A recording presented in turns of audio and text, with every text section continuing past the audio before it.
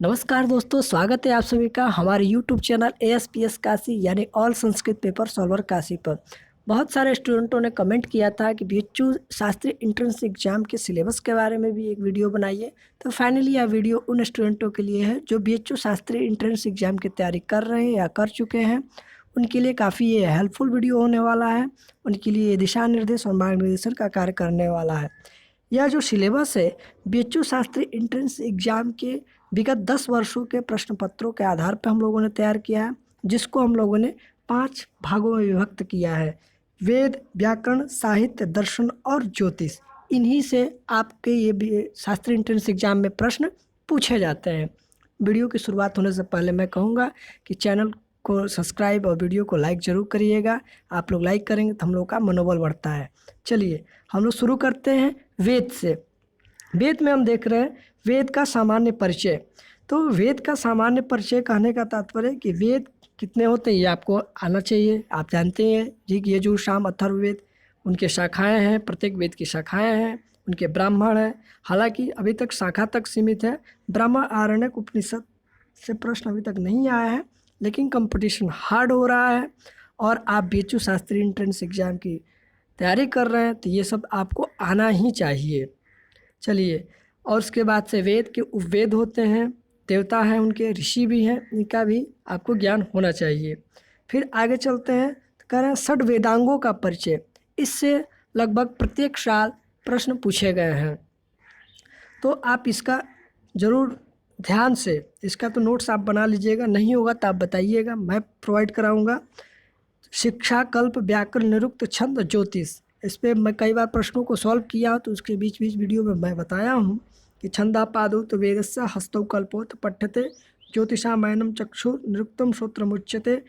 ये मैं श्लोक आपको स्क्रीन पर दिख रहा होगा, इसको आप स्क्रीनशॉट कर लीजिए, ठीक है। तो यही है इसके षड वेदांग, यानी वेद की ये अंग कहे गए हैं, ठीक है। व्याकरण को क्या कहा गया तो वेद का मुख कहा गया, मुखम व्याकरण स्मृतम, ठीक है।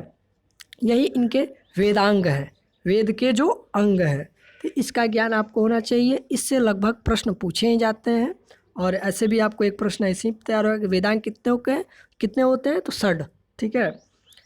चलिए, ये वेद का सिलेबस था। अब चलते हैं हम लोग व्याकरण की तरफ। व्याकरण का सिलेबस काफ़ी बड़ा है, विशाल है, तो इसको आप ध्यान से देखिएगा और इससे काफ़ी प्रश्न पूछे भी जाते हैं, लगभग 30 प्रश्न तो इसी से रहते हैं।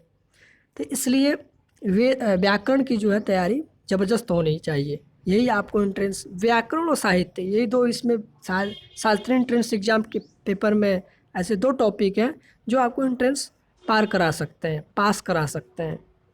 तो व्याकरण जो है वो लघु सिद्धांत में नोट डाउन कर दिया हो यहाँ पे, लघु सिद्धांत कौमुदी, क्योंकि आप जब पूर्व मध्यमा, उत्तर मध्यमा करते हैं तो बहुत सारे विषय हैं, ज्योतिष है, वेद है, व्याकरण है। तो जो व्याकरण के स्टूडेंट तो वो तो सिद्धांत कौमुदी पढ़ के आते हैं, लेकिन अन्य जो भी छात्र हैं साहित्य के, वेद के, ज्योतिष के, तो वो सामान्य अध्ययन करते हैं, वो केवल सिद्धांत कौमुदी का कारक पढ़ते हैं। तो इसमें भी सिद्धांत कौमुदी के कारक ऐड है और बाकी जो टॉपिक है वो लघु सिद्धांत से आपको तैयार करने हैं। अगर बहुत सारे स्टूडेंटों के तैयार होंगे तो अच्छी बात है और उनके लिए दिशा निर्देश के रूप में ये सिलेबस देखिए आप। जब लघु सिद्धांत आप देखेंगे तो संज्ञा प्रकरण है। संज्ञा प्रकरण में क्या है, मंगलाचरण पहले शुरू होता है, तो मंगलाचरण का भी ज्ञान होना चाहिए क्योंकि मंगलाचरण से भी प्रश्न पूछे गए हैं। फिर संज्ञा प्रकरण में माहेश्वर सूत्र है, माहेश्वर सूत्र आपको याद भी होंगे, इससे भी प्रश्न पूछे गए हैं। फिर प्रत्याहार बनाने आने चाहिए, प्रत्याहार भी कई बार पूछे गए हैं। उच्चारण स्थान, जो अकु, विसर्जनाम, कंठा, इचु, यशानाम, तालु, इन वर्णों का जो उच्चारण स्थान है वो याद होना चाहिए आपको। उदात्त, अनुदात्त, स्वरित का ज्ञान होना चाहिए, यानी उनके सूत्र जो है।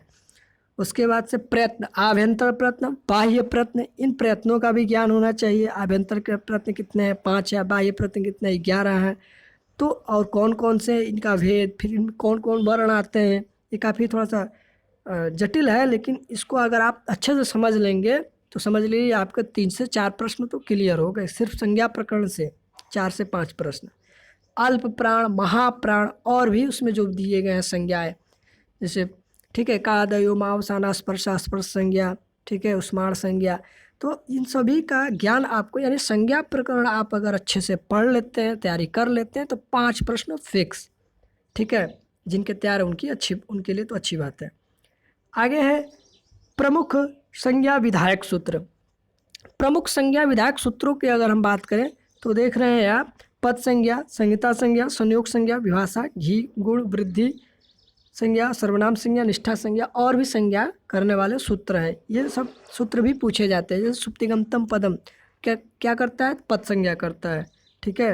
हलोनंतरा संयोगा, संयोग संज्ञा करने वाला सूत्र कौन है? हलोनंतरा संयोगा, ठीक है। नवेति विभाषा, विभाषा संज्ञा, इस तरह से और भी संज्ञाएं करने वाले सूत्र हैं। तो इनका भी आप नोट्स तैयार कर सकते हैं। नहीं होगा तो कमेंट सेक्शन में कमेंट करिएगा, मैं आपके लिए वीडियो प्रोवाइड करा दूंगा। आगे चलते हैं संधि प्रकरण। हाँ, संधि प्रकरण से भी लगभग केवल अच संधि से आपके 4 से 5 प्रश्न रहते हैं, इसलिए संधि प्रकरण पे भी फोकस आपका होना चाहिए। मैं पहले ही बोल दिया, व्याकरण सेक्शन है, बड़ा है और इसी से काफ़ी प्रश्न पूछे जाते हैं।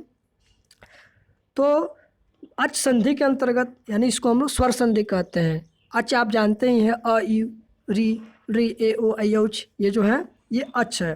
तो इनकी जो संधियाँ हैं, यण संधि है, अयादि संधि है, गुण संधि है, वृद्धि संधि है, दीर्घ है, पररूप है, पूर्व रूप है, प्रकृति भाव है। तो आप यण संधि तो बहुत सारे स्टूडेंट बचपन से ही जानते हैं, प्रथमा से ही जानते हैं।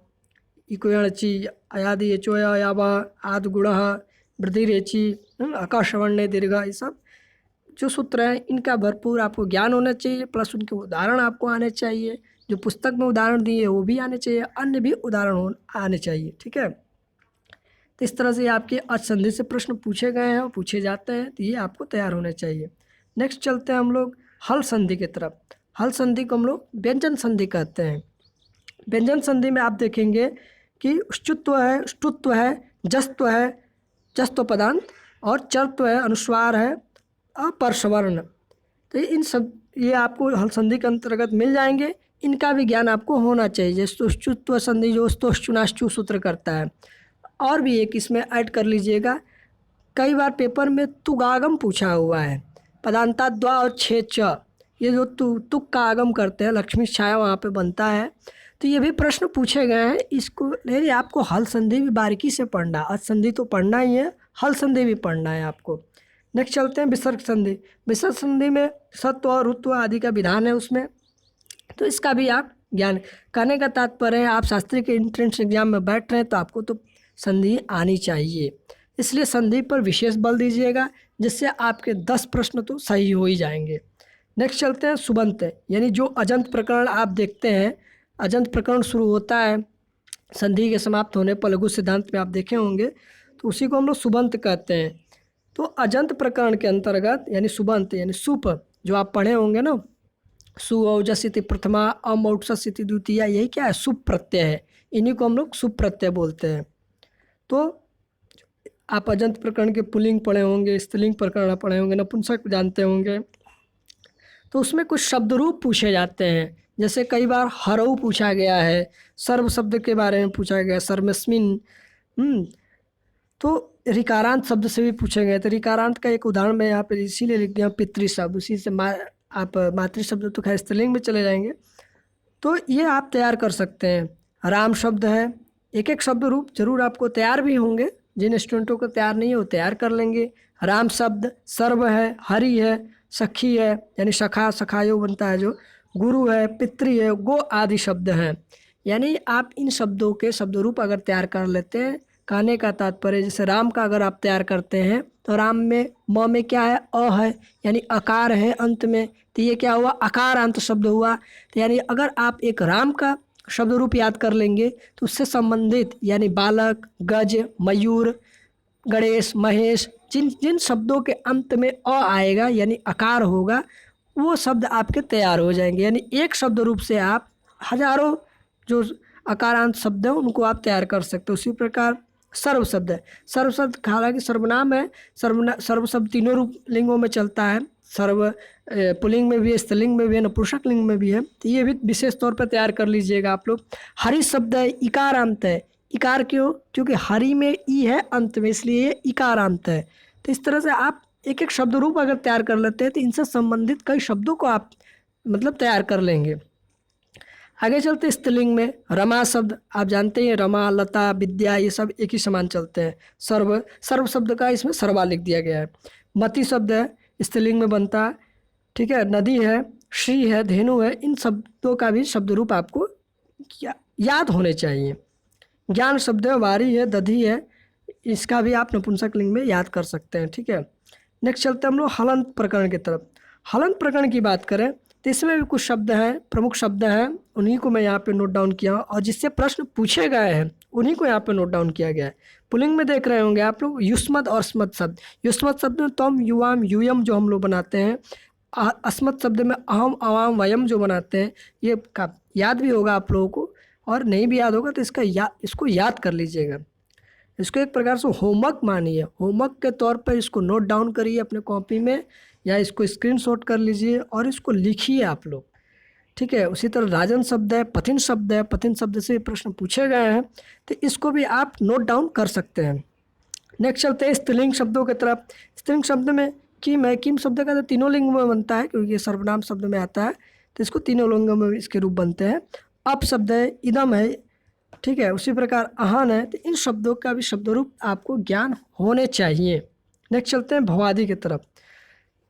भवादि से चुरादि पर्यंत प्रमुख धातुओं का ज्ञान। तो प्रमुख धातु आप जानते हैं, भवादि में भू है, अदादि में अद है, दिवादि में दिव है, जुहोत्यादि में हु हवने है। ऐसे करके जो प्रमुख पहली पहली धातुएं हैं उनको तैयार आप कर सकते हैं, उनके रूप कैसे चलते हैं। और ज़्यादातर आप लट, रिट लकार, लंग लकार, विधिलिंग और आशीर्लिंग, इन सब विशेष ये हैं, लोट लकार ये विशेष हैं, इनको आप तैयार कर सकते हैं। और खास करके हन धातु तो जरूर याद रखिएगा, दा धातु जरूर याद रखिए क्योंकि इससे काफ़ी प्रश्न पूछे गए हैं हन धातु से और दा धातु से, और डुक्री कर्ण हैं उनसे, उससे भी। तो ये प्रमुख धातुएं हैं। और इसमें देखिए लिखा गया विकर्ण का ज्ञान। विकर्ण का ज्ञान कहने का तात्पर्य है, इससे भी हर साल एक प्रश्न पूछे जाते हैं। जैसे जिस प्रकरण का शुरुआत होता है, जैसे दिवादी गण का शुरुआत होता है तो दिवादिभ्यश्चन, वहाँ पे क्या होता है, शन प्रत्यय होता है, तो यही उसके विकर्ण है, ठीक है। स्वादिभ्यष्णु, तुदादिभ्य श, ये उसके विकर्ण है। ऐसे अन्य भी जो गण है, ये 10 गण है, 10 गण में विकर्ण है लेकिन कुछ गण में नहीं है, ठीक है। तो अब चलते हैं, इसका भी आपको ज्ञान होना चाहिए। अब चलते हैं अव्यय शब्दों का ज्ञान। अव्यय शब्दों की तरफ अगर देखेंगे आप तो अव्यय शब्द से भी प्रश्न पूछे गए अव्यय प्रकरण में, यानी भवादि से पहले ये अव्यय प्रकरण है, उसमें अव्यय शब्दों का भंडार दिया हुआ है, वहाँ से आप नोट कर सकते हैं। या फिर अनुवाद चंद्रिका होगा, उसमें भी दिया हुआ है, वहाँ से भी आप नोट कर सकते हैं। नहीं होगा तो आप बताइएगा, मैं इस पर एक वीडियो छोटा सा बना दूंगा, ठीक है। आगे चलते हैं कारक। मैं बात किया था कारक प्रकरण, स्पेशली कारक प्रकरण जो है सिद्धांत कौमुदी से प्रश्न पूछे जाते हैं। अब आप कहेंगे सिद्धांत कौमुदी 100 से एबव प्रश्न है, 100 से प्लस सूत्र हैं इसमें, तो वो कैसे, तो इतना तो आपको तैयार नहीं करना है। लेकिन हाँ, जैसे प्रथमा व्यक्ति करने वाला सूत्र, प्रातिपदिकार्थ लिंग परिमाण वचन मात्रे प्रथमा, कर्मणि द्वितीया, कर्तृत्व कर्म, कर्म संज्ञा विधायक कर्तृत्व कर्म, कर्म को द्वितीय व्यक्ति करने वाला कर्मणि द्वितीया। तो इस तरह के जो अन्य सूत्र है, तृतीया करने वाला है, करण संज्ञा करने वाला, उसमें तृतीया करण में तृतीया होती है, संप्रदान संज्ञा संप्रदान में चतुर्थी यानी चतुर्थी संप्रदाने, ठीक है, अपादान संज्ञा। तो ये जो संज्ञा करने वाले सूत्र हैं, प्लस अब इसमें अंदर की तरफ जाएंगे तो द्वितीया में आपको उपपद व्यक्ति मिलेंगे।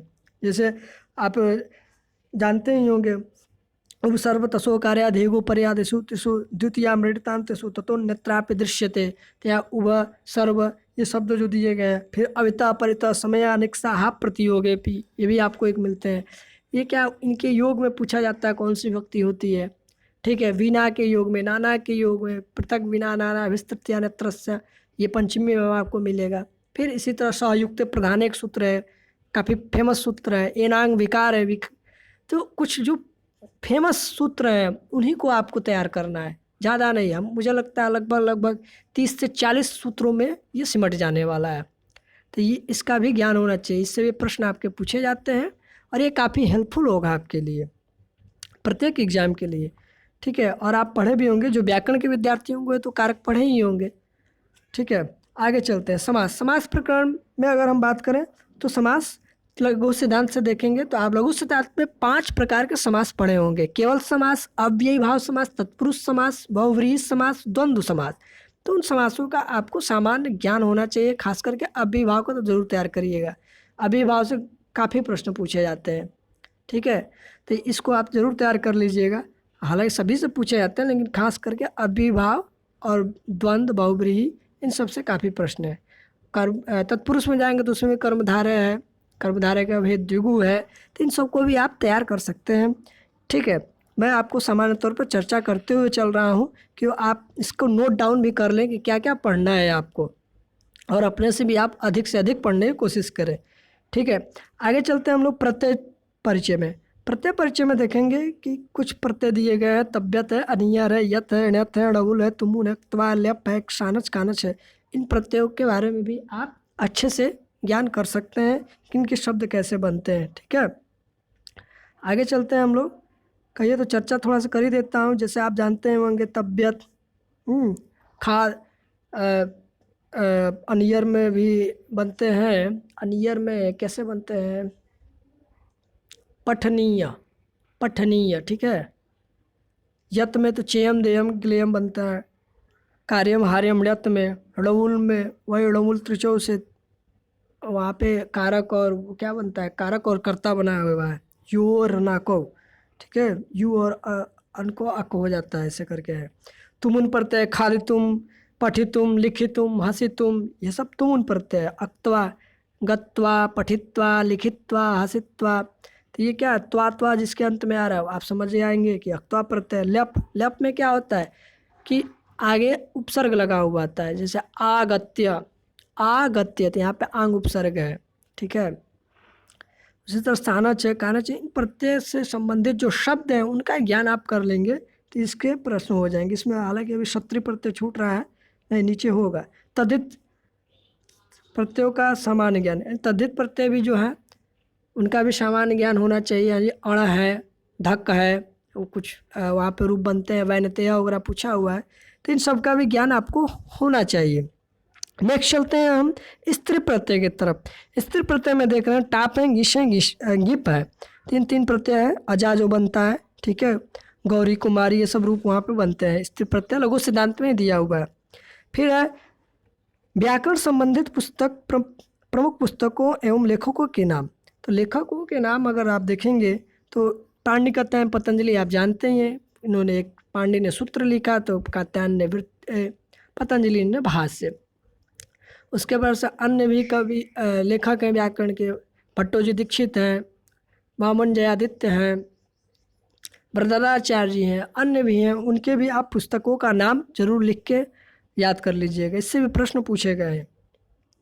संस्कृत हिंदी और हिंदी से संस्कृत अनुवाद, देखिए संस्कृत से हिंदी अनुवाद भी पूछे गए। किसी वर्ष तो 5-5, 6-6 अनुवाद पूछ लिए गए हैं, तो अनुवाद भी आपको आना चाहिए। हालांकि अनुवाद बहुत कठिन नहीं पूछा गया, सामान्य ही है, कोई एक आध दो कठिन है, लेकिन जैसे अहम विद्यालयम गच्छामि, मैं विद्यालय जाता हूँ, स विद्यालयम गच्छति, तो इस तरह से आप सामान्य वाक्य बनाने जानते ही होंगे, ठीक है। तो इसका भी ज्ञान आपको होना चाहिए।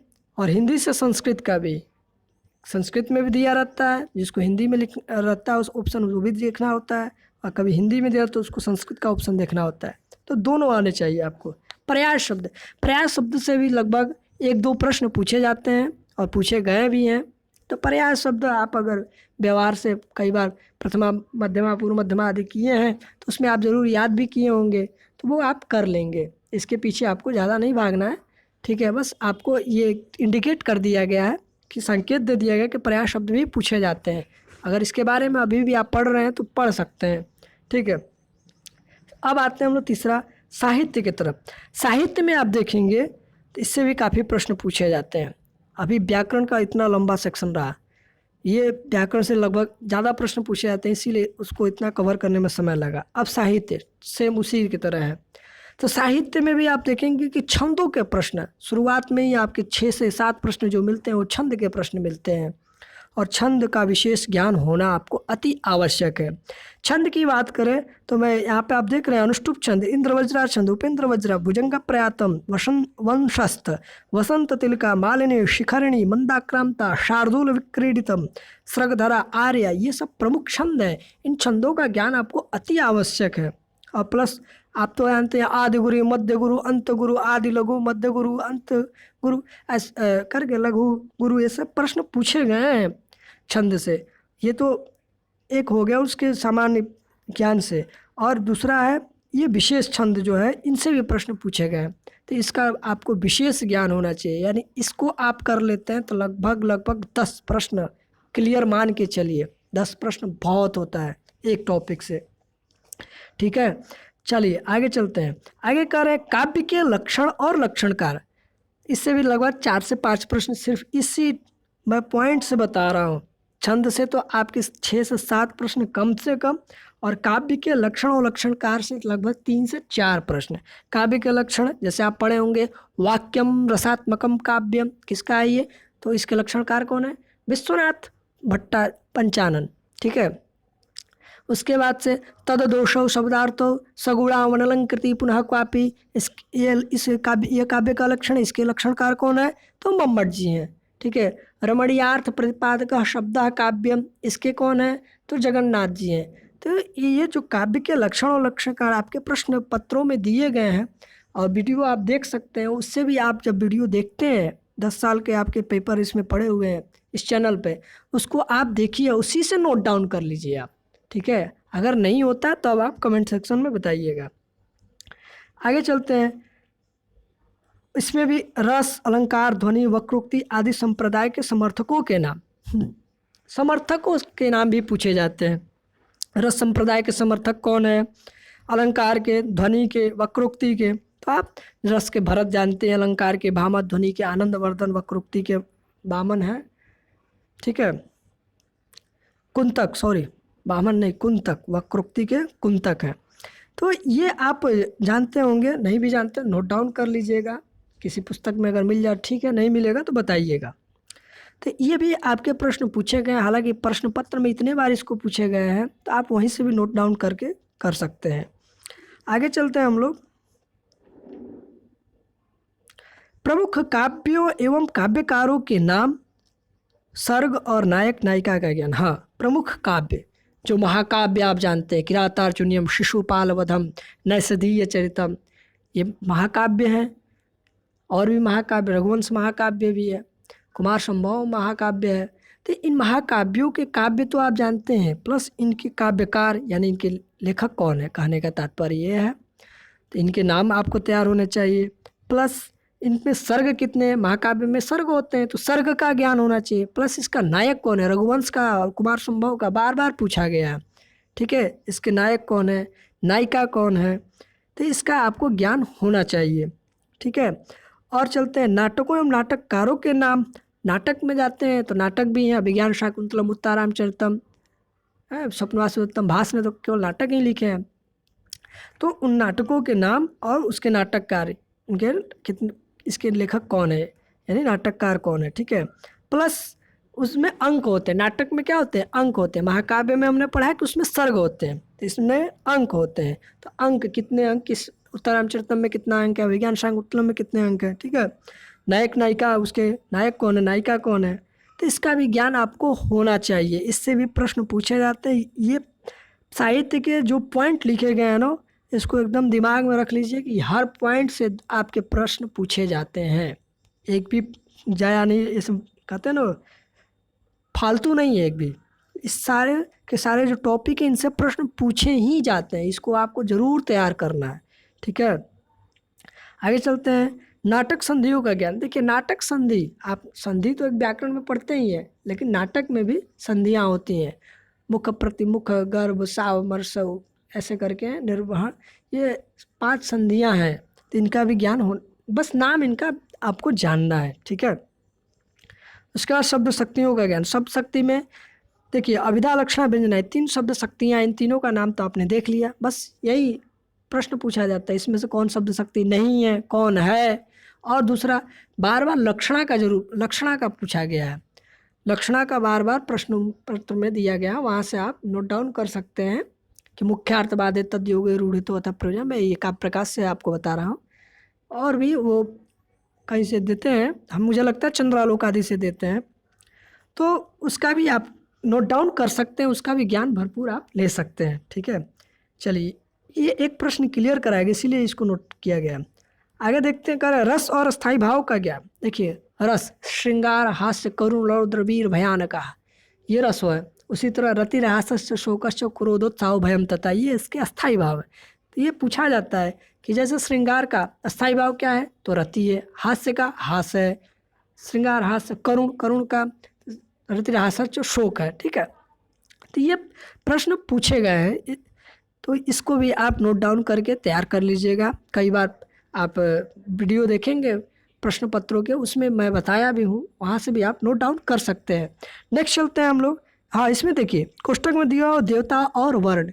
देखिए रस और स्थायी भाव जो होते हैं, उसके हर प्रत्येक रस के भी देवता भी है और उसके वर्ण, वर्ण अर्थात उसके रंग, श्याम शुक्ल कपोत ऐसे करके है कि श्याम वर्ण का होता है, ये शुक्ल वर्ण का होता है, ये कपोत वर्ण का है। ठीक है, तो इसका भी मैं इसलिए नोट डाउन कर दिया, कहीं अगर हार्ड पेपर बनता तो कहीं पूछा जा सकता है, इसलिए इसको मैं दिया हूँ। हालांकि इस पर ज़्यादा विशेष ध्यान नहीं देना है, स्थायी भाव और रस और अस्थायी भाव पर ध्यान दीजिए। अब अलंकार की बात करें। अलंकार के लिए देखिए लिखा गया है चंद्रालोक पुस्तक से। चंद्रालोक पुस्तक, इसमें हम लोगों ने देखा है कि जो भी अलंकार ये पूछे हैं, आपको दिख रहा होगा, अनुप्रास, यमक, उपमा, रूपक, उत्प्रेक्षा, संदेह, विभावना, विशेषोक्ति आदि जो भी है, ये प्रमुख अलंकार से प्रश्न जो किए गए हैं, ये चंद्रालोक पुस्तक से ही किए गए। उन्हीं के उदाहरण इन्होंने पूछा है, उनके लक्षण पूछा है, तो इसलिए यहाँ पे अगर नोट कर दिया गया चंद्रालोक पुस्तक से। ठीक है, क्योंकि मध्यमा स्तर पर साहित्य वाले विद्यार्थी जो है चंद्रालोक ही पढ़ते हैं, तो इससे आप देख सकते हैं ध्यान से। नेक्स्ट चलते हैं हम लोग। हाँ, इसी में अर्थ दोष और पद दोष, यानी चंद्रालोक पुस्तक में भी अर्थ दोष और पद दोष के बारे में बात किए गए, इनसे भी प्रश्न पूछे गए हैं। हालांकि हर साल तो नहीं पूछे गए हैं, लेकिन किसी किसी साल पूछे गए हैं, इसलिए इसको डाल दिया गया है। जिन विद्यार्थी को टॉप करना है उसके लिए तो एक एक पॉइंट काफ़ी है। ठीक है, तो छूटना नहीं चाहिए, आप अच्छा से अच्छा परफॉर्मेंस करें, यही आपके लिए अच्छी बात होगी। ठीक है, अब आते हैं गुण का सामान्य परिचय। गुण जो है माधुर्य, ओज, प्रसादाख्य, ये जो 3 गुण हैं, इनका भी ज्ञान होना चाहिए। यानी आप नाम जान ही गए, गुण कौन होते हैं, 3 होते हैं। ठीक है, वृत्तियों का ज्ञान, वृत्तियाँ हैं जो कैसिकी, आर्यभट्टी, सातवती करके 4 वृत्तियाँ, उनका भी ज्ञान आपको होना चाहिए। प्रमुख साहित्य ग्रंथों का मंगलाचरण, जो प्रमुख साहित्य ग्रंथ हैं, जैसे रघुवंश महाकाव्य है, शिशुपाल वधम है, और नैषधीय चरितम है, और भी है। देखिए इसमें अभी कथा वगैरह छूट गया है, कादम्बरी है, तो इन सबों के जो मंगलाचरण है उसका भी ज्ञान आपको अति आवश्यक, क्योंकि रघुवंश का तो बार बार पूछा गया। हाँ देखिए, गीता का छूट गया है, गीता का भी धर्म क्षेत्र, कुरुक्षेत्र, समवेता, युत्सव, ये बार बार प्रश्न पूछा गया है। प्लस गीता में कितने अध्याय हैं, ये भी प्रश्न पूछा गया है। इस तरह से आपको मंगलाचरण का भी पेपर को ही आप एक बार रिवीजन कर लीजिएगा, उसी से हो जाएगा काम। और बाहरी जो भी आप साहित्य ग्रंथ पढ़े होंगे उसका भी मंगलाचरण आप तैयार कर लेंगे, उससे काम हो जाएगा, इसमें ज़्यादा टेंशन नहीं लेना है। ठीक है, नेक्स्ट चलते हैं दर्शन की तरफ। देखिए दर्शन, ये रहा साहित्य का भी पार्ट बहुत बड़ा है, विशाल है। ठीक है, तो इसलिए इसको ध्यानपूर्वक, क्योंकि यही तो व्याकरण और साहित्य ही आपको ये पेपर क्लियर करा सकते हैं, सिर्फ 2 ही, क्योंकि इन्हीं से सबसे ज़्यादा प्रश्न होते हैं। ठीक है, नेक्स्ट चलते हैं हम लोग दर्शन की तरफ। दर्शन में देख रहे हैं कि भारतीय दर्शन का संक्षिप्त परिचय। तो भारतीय दर्शन का संक्षिप्त परिचय में क्या है, षड आस्तिक दर्शन है, सांख्य, योग, न्याय, वैशेषिक, पूर्व मीमांसा, उत्तर मीमांसा, ये जो है इनका आपको ज्ञान होना चाहिए। आप यहाँ से यही से प्रश्न जानेंगे कि आस्तिक दर्शन कितने के षड होते हैं। ठीक है, 3 नास्तिक दर्शन होते हैं, चार्वाक, जैन, बौद्ध, ये। ठीक है, तो इनमें जो प्रमाण है, पदार्थ है, इनका ज्ञान होना चाहिए। कौन दर्शन कितना प्रमाण मानता है, कौन दर्शन कितना पदार्थ मानता है, इसका ज्ञान अत्यावश्यक, इससे प्रश्न पूछे गए हैं। प्लस इनके प्रवर्तक कौन है, सांख्य के जैसे प्रवर्तक कौन है, कपिल है, योग के पतंजलि जी हैं, वैशेषिक के कणाद है, तो ये भी आपको आने चाहिए। न्याय के गौतम है, तो इनके प्रवर्तकों का नाम भी आपको याद होने चाहिए, इससे भी प्रश्न पूछे गए हैं। नेक्स्ट चलते हैं तर्क संग्रह। देखिए पुस्तक का नाम डायरेक्ट लिख दिया गया है, क्योंकि तर्क संग्रह से एक दर्शन का एक ऐसा ये पार्ट है जिससे लगभग 7 से 8 प्रश्न पूछे गए हैं दर्शन में। तो तर्क संग्रह पुस्तक बहुत सारे विद्यार्थियों को मुझे लगता है कि याद भी होगा। जिनको याद है अच्छी बात है, जिनको नहीं याद है वो भी रिवीजन करके याद करने की कोशिश करें, और नहीं भी तो कम से कम आप नोट डाउन कर सकते हैं। जो तर्क संग्रह में पदार्थ दिए गए हैं, सप्त पदार्थ, उनको आप जरूर तैयार कर लीजिएगा। उसके बाद से अगर पदार्थ की बात करें, उसके बाद से सन्निकर्ष जो हैं, षड सन्निकर्ष, उसको फिर समवायी कारण, असमवायी कारण, निमित्त कारण, ये जो है इनको आप तैयार कर लीजिएगा। सन्निकर्ष की बात मैं कर रहा था। सन्निकर्ष 6 प्रकार के हैं। समवायी संयोग है, संयुक्त समवाय है, संयुक्त समेत समवाय है। तो इनको आप ज़रूर तैयार कर लीजिएगा। उसके बाद से चलिए अनुमान खंड। अनुमान खंड में चलेंगे तो स्वार्थ अनुमान, परार्थ अनुमान, 2 भेद आप जानते ही हैं, इसको नोट कर लीजिएगा। उसके बाद से हेत्वाभास है, पंच हेत्वाभास है। पंच हेत्वाभास के लक्षण आप तैयार देख लीजिएगा। लास्ट में अगर आप जाते हैं तो जो अभाव के हैं, पराग भाव, प्रध्वंसा भाव, तिन्ता भाव, नुन्या भाव, इसके लक्षण दिए गए हैं सबसे अंत में। तो ये ज़रूर आप याद कर लीजिएगा, इतने से भी आपका काम हो जाएगा। ठीक है, जिनको जो कभी तर्क संग्रह नहीं पढ़े उनके लिए था, जो पढ़े वो विशेष तैयारी कर लीजिए भैया, उनका तो अच्छा नंबर आएगा, इनका भी आएगा। ठीक है, ऐसी बात नहीं है, आप बस तैयारी में विश्वास रखिए। फिर वाद और प्रवर्तक। देखिए अद्वैतवाद, द्वैतवाद, स्याद्वाद, निकांतवाद, शून्यवाद, सत्कार्यवाद आदि ये वाद जो दिए गए हैं, ये मुझे लगता है दर्शन का सबसे छोटा सिलेबस तैयार किया गया है, क्योंकि यहीं से प्रश्न पूछे गए हैं, इसलिए इनको यहाँ पे समावेश है। इससे कहीं बाहरी प्रश्न नहीं कोई है दर्शन में। अगर आपको लगता है कि है तो आप कमेंट सेक्शन में ज़रूर कमेंट करिएगा, जिससे अन्य विद्यार्थियों को लाभ भी होगा। ठीक है, क्यों तो ये वाद जो है और इनके जो प्रवर्तक हैं, अद्वैत के कौन है, द्वैत के कौन है, स्याद्वाद के कौन है, अनेकांतवाद का कौन है, शून्यवाद का कौन है, सत्कार्यवाद का कौन है, ये इनके प्रवर्तकों का नाम भी आपको तैयार रखने। अभी आदि इसीलिए लिखा गया है कि और भी हैं, ये तो आपको बस एक डेमो दिया गया है। तो इस प्रकार से ये दर्शन का भी सिलेबस आप देख लिया, आप लोगों ने देखा। नेक्स्ट चलते हैं, हम अब चलते हैं ज्योतिष की तरफ। ज्योतिष में आप देख रहे होंगे कि राशि और राशि के स्वामी, जो 12 राशि हैं उनके स्वामी का, राशि का नाम आपको याद होने चाहिए, प्लस उनके स्वामियों के नाम याद होने चाहिए, कौन किस राशि के स्वामी हैं। फिर चलते हैं दिवस और मास गणना। मास गणना जो चैत्र वैशाख हम करते हैं, इस तरह से आपको याद होने चाहिए। ग्रह हैं, 9 ग्रह हैं, 9 ग्रह के स्वामी भी हैं, तो उन ग्रह के स्वामियों के भी नाम आपको याद होने चाहिए। नक्षत्र है, नक्षत्र के भी स्वामी होते हैं, उनका भी नाम याद होना चाहिए। करण है, पंचांग आप जब देखते हैं उसमें हम लोग करण और योग भी देखते हैं। ठीक है, तो उन करण और योग का भी नाम आपको ये पूछ दिया था, इसमें से कौन करण नहीं है, इसमें से कौन योग नहीं है, इस तरह का प्रश्न पूछा गया है। ठीक है, फिर तिथियों के संज्ञा के नाम। तो तिथि जो है आप जानते ही हैं कि 16 तिथियाँ हम लोग हमारे ज्योतिष शास्त्र में माने गए हैं। उनकी जो संज्ञा है, नंदा, भद्रा, जया, रिक्ता, पूर्णा, इनका आपको पूर्ण ज्ञान होना चाहिए, क्योंकि इससे प्रत्येक साल 2 प्रश्न तो सिर्फ इन संज्ञा से पूछ लिए जाते हैं। ठीक है, तो इसलिए ज्योतिष में इसको आप विशेष तौर पर तैयार कर लीजिएगा। हालांकि ये भी बहुत बड़ा सिलेबस नहीं है ज्योतिष का।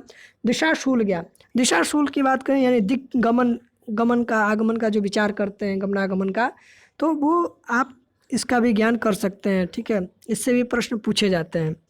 प्रमुख त्योहारों की तिथि, प्रमुख त्योहारों का कहने का जैसे गुरु पूर्णिमा है, दिवाली है, होली है, ये कब कब किस त्यौहार किस तिथि को मनाए जाते हैं, तो इसका ज्ञान आपको होना चाहिए। इस तरह से आपकी ये 5 जो भाग हम लोगों ने विभक्त किया था, वो 5 भाग में आप लोगों ने सिलेबस को देखा। हाँ, ये देखिए, ये लिखा गया इसलिए कि मनुस्मृति से एक बार प्रश्न पूछा गया शायद 2014 में, तो हालांकि इस पर आपको ध्यान नहीं देना है। फिर संस्कृत संख्याओं का ज्ञान, इस पे आपको ध्यान देना है, क्योंकि कई बार संख्या से भी प्रश्न पूछे गए हैं, तो इसलिए संख्याओं के ऊपर भी आप, संख्या आपके संस्कृत के विद्यार्थी हैं और आपको याद भी होने चाहिए, तो इसलिए इस पर भी आप ध्यान दे सकते हैं। इस प्रकार से यह सिलेबस आपका BHU शास्त्री एंट्रेंस एग्जाम के लिए बहुत परिपूर्ण है। इसकी आप तैयारी करें तो आप BHU शास्त्री एंट्रेंस एग्जाम सफलतापूर्वक निकाल सकते हैं, सफल हो सकते हैं। और अंत में मैं यही कहना चाहूँगा कि वीडियो को लाइक ज़रूर करिएगा, चैनल को पहली बार है तो सब्सक्राइब कर लीजिएगा, और बहुत बहुत धन्यवाद।